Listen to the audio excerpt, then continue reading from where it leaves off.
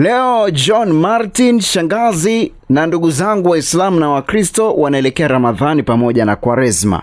Lakini kabla ya yote haya, nataka niwarudishe nyuma kidogo. Kipindi hicho cha Mwafrika binafsi alikuwa tayari anafunga. Sasa kabla ya Quran, kabla ya Biblia, kabla ya misikiti na makanisa, Afrika ilikuwa na mfungo wake. Na mfungo haukuwa wa kalenda, ulikuwa ni matukio. Na matukio yalikaa vipi? Kulipokuwa na ukame, jamii ilifunga. Kulipokuwa na vita, wazee pia nao walifunga.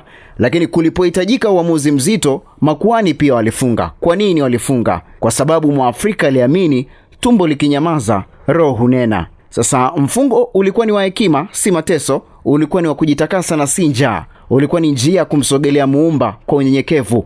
Karne ya 7 miladia, mfungo ukaingia kwenye maandiko. Ramadhani ikafaradhishwa, mwezi mzima wa nidhamu na subira na usawa. Lakini Qurani inasema wazi, mmefaradhishwa kufunga kama walivyofaradhishwa waliokuwa kabla yenu. Kwa Ukristo pia mfungo haukuanza kama sheria, ulianza kama mfano. Yesu kufunga siku 40 jangwani.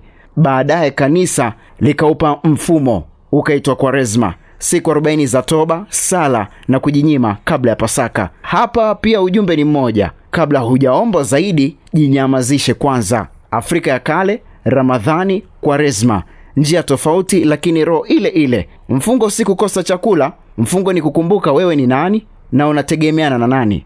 Afrika haikuwa bila Mungu, ilikuwa na njia ya kumtafuta. Na leo dini zinatukumbusha jambo moja tu: unyenyekevu huanza pale tumbo linaponyamaza.